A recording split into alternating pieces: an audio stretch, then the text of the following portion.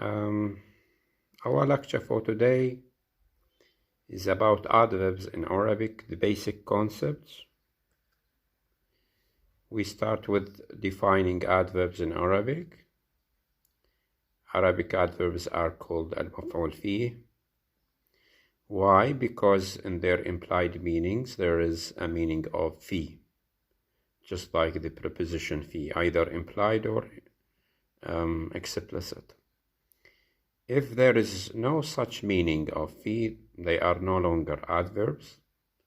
That is to say, they do not function as adverbs, but they function as nouns, either taking up the position of subjects or objects or whatever related to the functions of nouns in Arabic. Consider the difference in the following pair. Number one, جاء يوم الجمعة وجاء في يوم الجمعة. You can see the difference. In the first example, يوم الجمعة is not an adverb here. It is what? يوم is the subject of the verb جاء. That is why we rendered it into English as Friday came. And the second, جاء في يوم الجمعة, he came on Friday. Here it is an adverb of time. And as you can see, clearly there is an explicit preposition, which is fi, already there in the sentence, in the Arabic sentence. And it is also available in English on Friday. Now, on the next slide, we are going to talk about the division of adverbs in Arabic. Adverbs can be either adverbs of a place or adverbs of time. These adverbs can be generic or specific. In Arabic, they are called as al-mubham, which is generic, or al-mukhtas, which is specific. Generic temporal adverbs, يعني ظروف الزمان المبهمة in Arabic, include the item أبد, أبد وأمد وحين ووقت وزمان. Specific adverbs of time, now المختصة, refer to a specific limited time, يعني فد وقت محدد, including adverbs like ساعة, يوم, ليلة, شهر, سنة, عام, plus days of the week, months of the year, seasons, and generic adverbs in construct, يعني اللي في موقع الإضافة.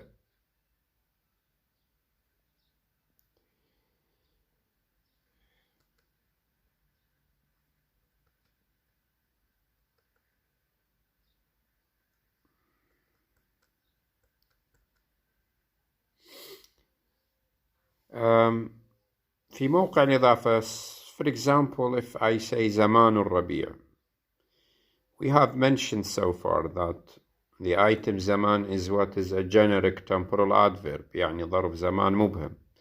But if it is annexed, if it is added, if it is made in construct, يعني إذا يضاف to another adverbial, let's say, group or a phrase or item, it becomes what? It becomes a specific. If I say Zaman al-Rabi', I have specified which type of Zaman here.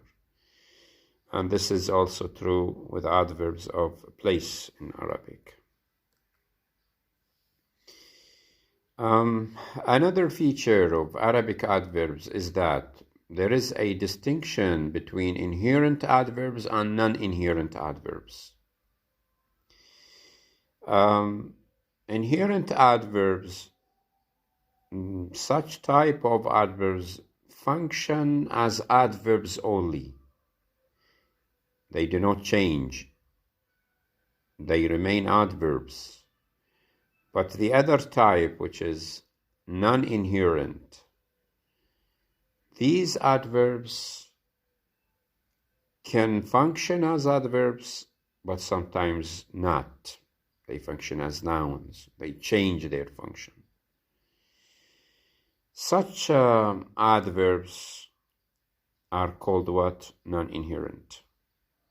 According to the paradigm of context. حسب القرينة الموجودة في الجملة.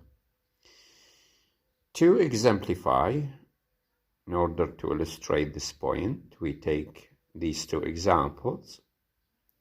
سرت ليلا and الليل طويل. سرت ليلا, we have the item ليل.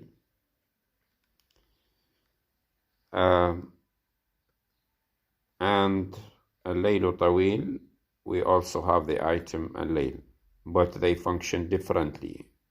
In the first example, سرت ليلا, I traveled at night. It is an adverb, but in the second, الليل طويل, nights are long. It is not an adverb here, it is مبتدأ. It is called in English either a theme or topic or an initial NP. So in the first it is an adverb, but in the second it is what? It is a noun. This is what? This is a non-inherent adverb.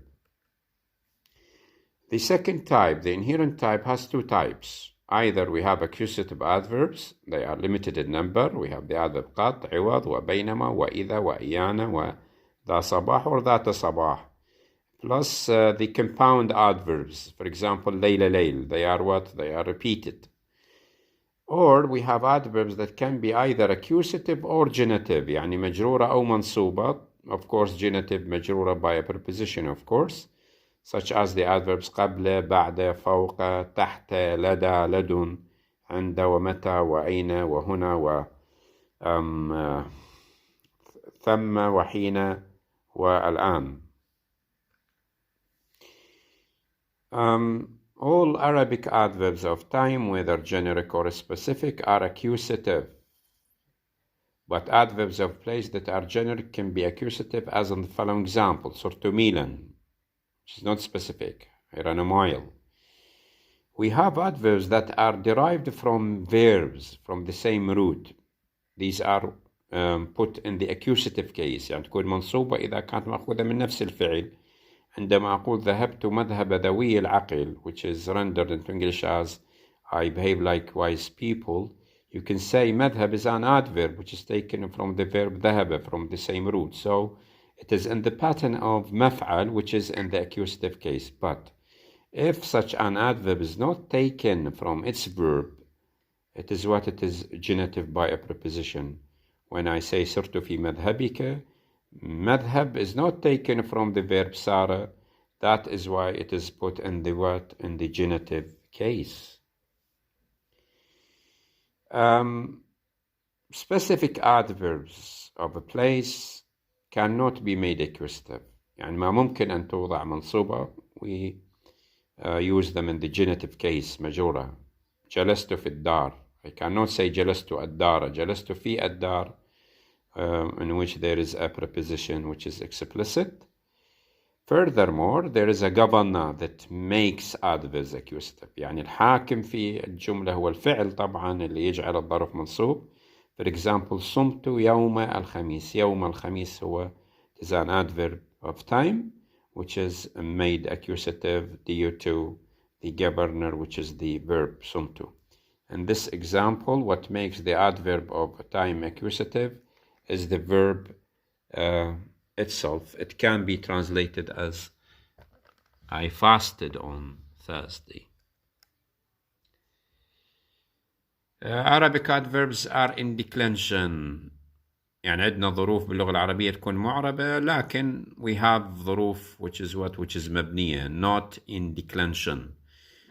Temporal adverbs which are not in declension include إذا, ومتى, وإيانا, وإذ, وأمس, والآن, ومذ, ومنذ, وقد, بينما, وريث, وكيفما, وكيف أيضا. Compound adverbs are also in the accusative case, and they are not in declension. يعني تكون مبنية. عندما أقول زرنا ليلة ليل, يعني I invite someone to visit us every night. ليلة ليلة, it means كل ليلة. And you can see the rendering into English as you can visit us every night. There are adverbs of place that are not in declension, يعني تكون مبنية. ظروف المكان حيث وهنا وثم وأين. This is the end of our lecture for today. Thank you very much.